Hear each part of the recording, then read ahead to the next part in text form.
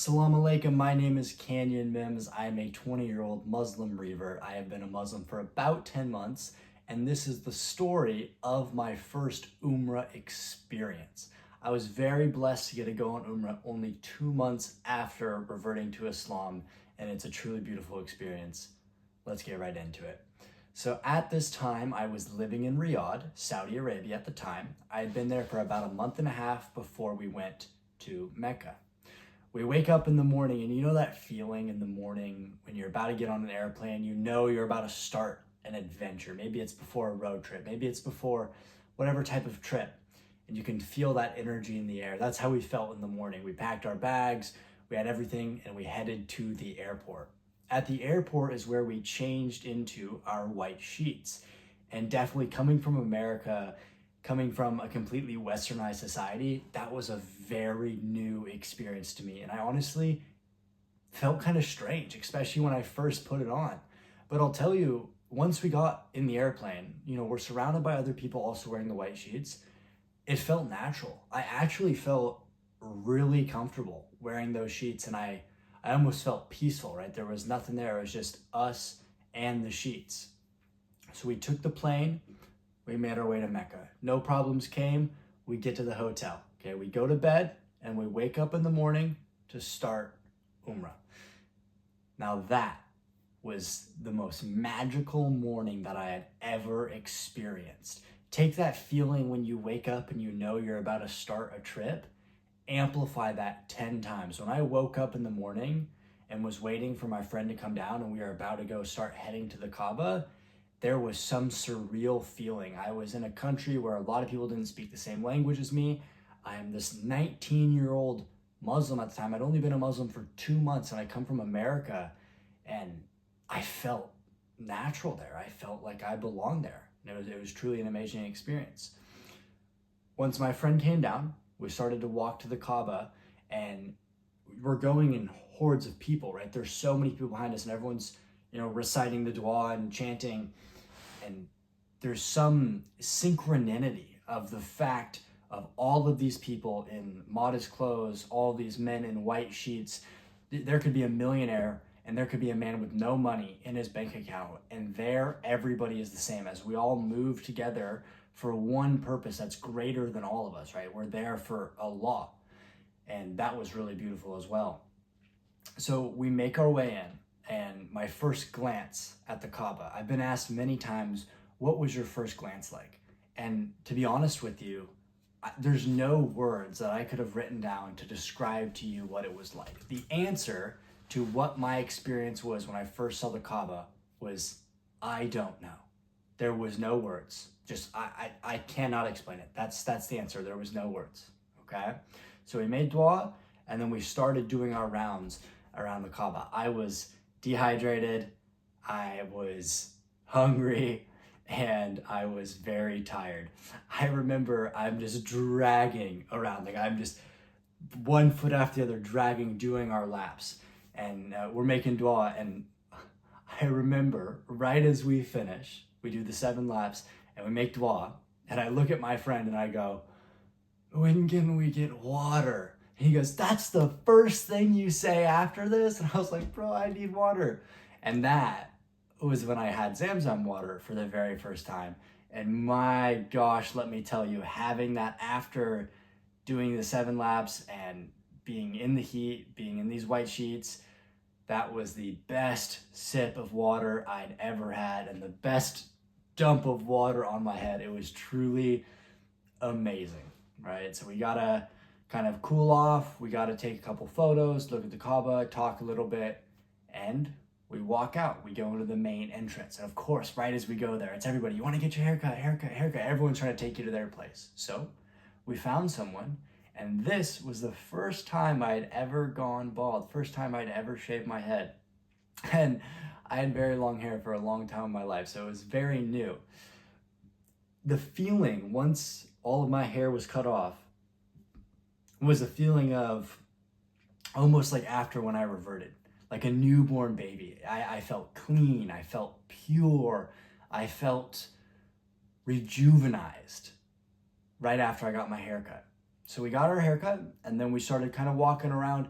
I got to go in the clock tower. Oh my gosh, so beautiful. We went and got some food, kind of walked around, checked some shops out, and just really got to soak in the experience of being there, right? We had officially completed the Umrah in Mecca, and we kind of got to spend some of our time just in enjoying the pleasantries of Mecca and the beautiful places that there is.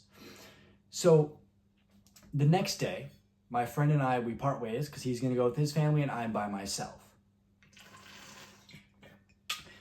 I decide to go walk laps around the Kaaba on the high level, right?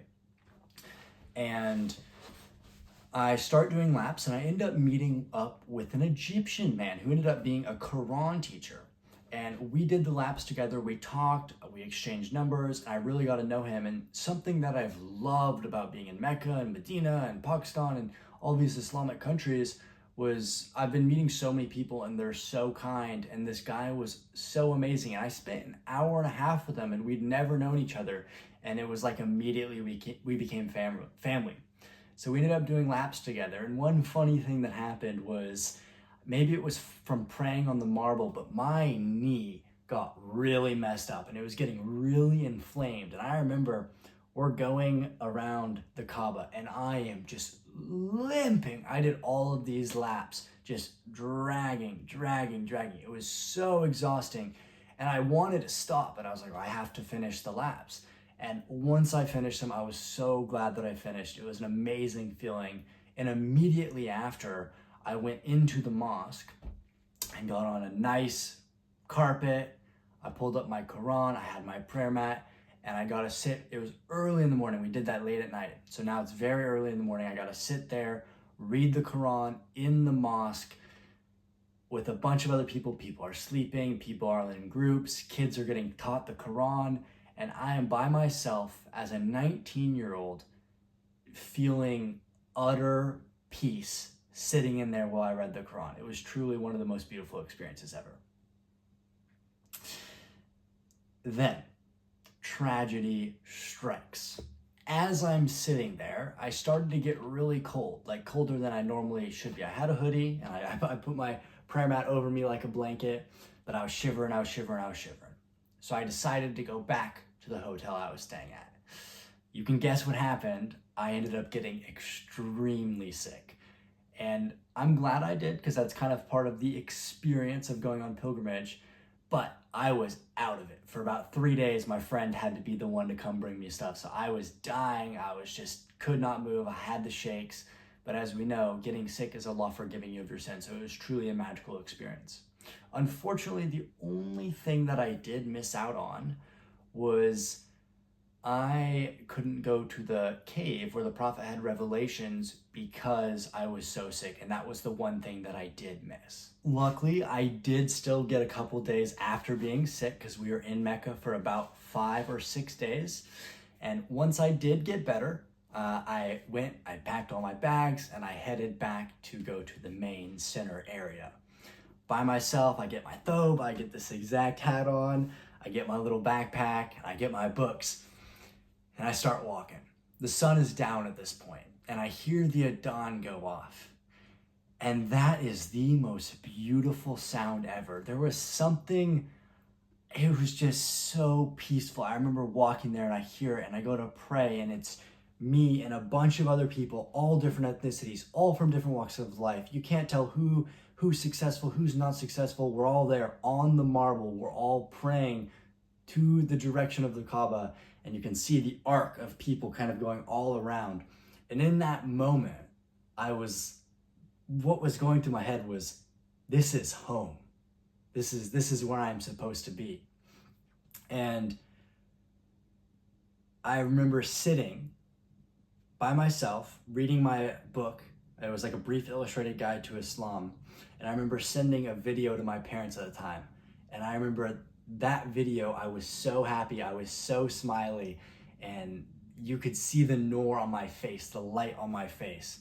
And that was honestly one of the happiest moments in my entire life, was when I was by myself. I had just recovered from being sick, and after being sick, it was like my whole body had been cleansed. I had recovered, I'd got back on sleep, and it was me, my book, nothing else. I didn't have my phone on me, no distractions. It was truly amazing.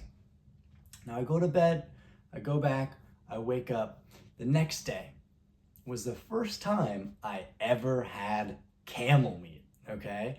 So my friends and a couple locals there invited us to go have some camel meat. Now, as a white American who was 19 years old, this was the first time I'd actually experienced authentic Saudi dining, okay? So we go to this restaurant, no tables, no chairs, no silverware. It's these big cushioned out areas where we all get down and we all sit on the cushions, and somebody brings out a ginormous plate with a bunch of rice and a bunch of camel.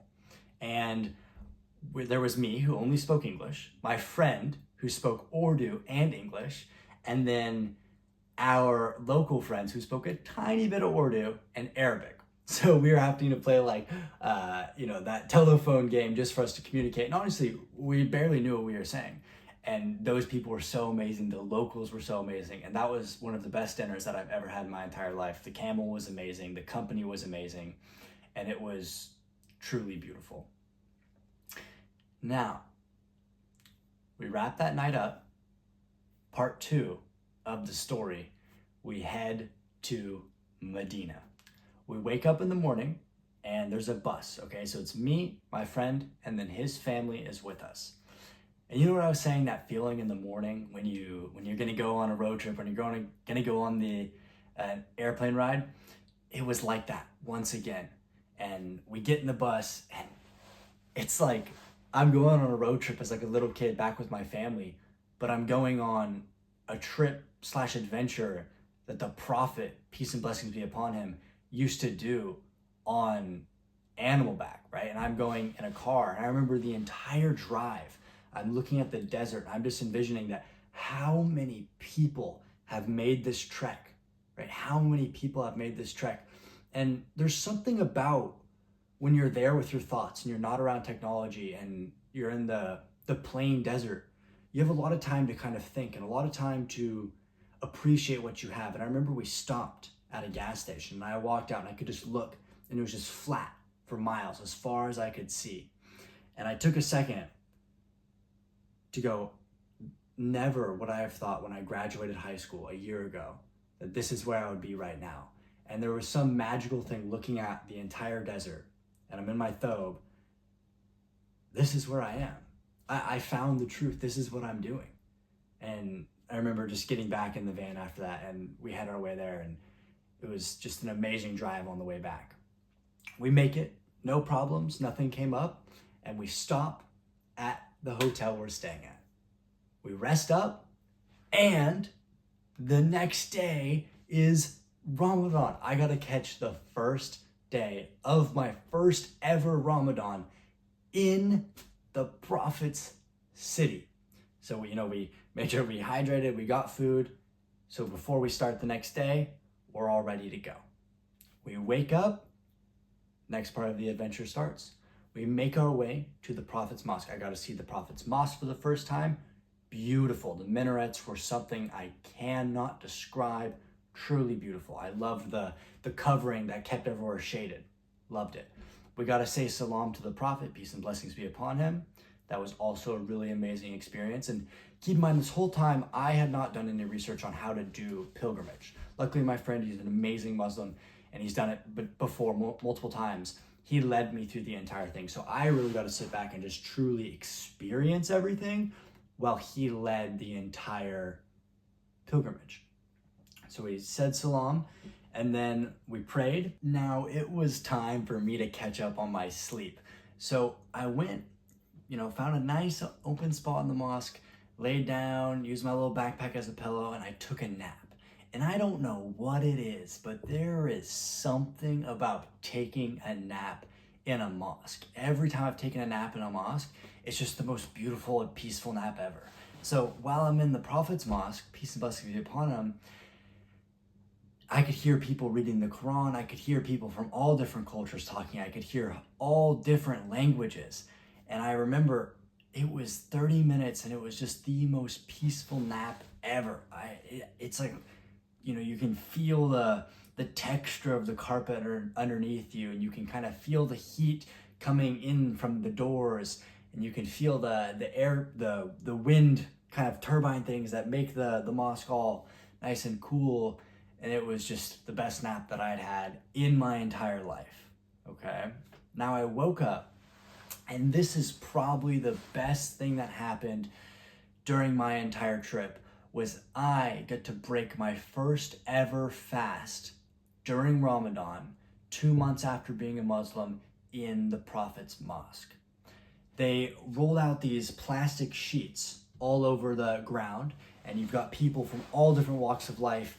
Everybody's gathering, people are passing out nuts, people are pouring everybody chai, and we all prayed together, and everybody broke their fast together. And that was something that was so amazing. They gave us these packets that had bread, nuts, yogurt, and dates in there.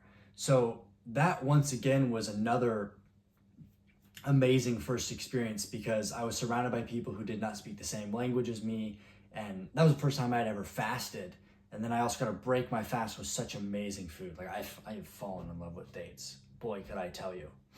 Now, that wasn't it though, because I also got to experience my first night prayer ever while in the Prophet's mosque.